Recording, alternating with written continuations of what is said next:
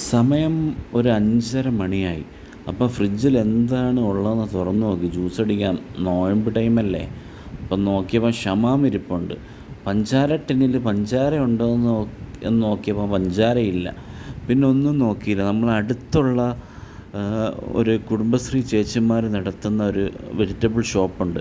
അപ്പോൾ അവിടെ പഞ്ചസാരയും കാര്യങ്ങളൊക്കെ ഉണ്ട്. ഞാൻ അങ്ങനെ അവിടെ പോയി 1 കിലോ പഞ്ചസാരയും വാങ്ങി തിരിച്ച് നേരെ വീട്ടിലെത്തി കേട്ടോ. അപ്പോൾ തിരിച്ചെത്തിയപ്പം തന്നെ സമയം 5:45 6 മണിയായി. പിന്നെ ഒന്നും നോക്കിയില്ല. ഷമാമ് നല്ല പീസായിട്ട് കട്ട് ചെയ്ത് എടുത്തതിന് ശേഷം മിക്സിയിലോട്ടങ്ങ് ഇട്ട് അതിനുശേഷം ഒരു 3 സ്പൂണ് നമുക്കൊക്കെ നല്ല രീതിക്ക് പഞ്ചസാര വേണം കേട്ടോ. അങ്ങനെ ഒരു 3 സ്പൂണ് പഞ്ചസാര അതിലോട്ട് ആഡ് ചെയ്തതിന് ശേഷം മിക്സിയിൽ ഒരു പാലും ഞാൻ വാങ്ങിയായിരുന്നു. അവിടെ പോയപ്പോൾ പാലും വാങ്ങി. പാല് ഒഴിക്കുന്നത് പകുതി തറയിലും പകുതി മിക്സിയുടെ ജാറിലുമാണ് കേട്ടോ. അതൊന്നും നിങ്ങൾ ശ്രദ്ധിക്കേണ്ട. അതിനുശേഷം നല്ല രീതിക്കൊന്ന് മിക്സി ബ്ലെൻഡ് ചെയ്തെടുത്തിട്ട് കേട്ടോ.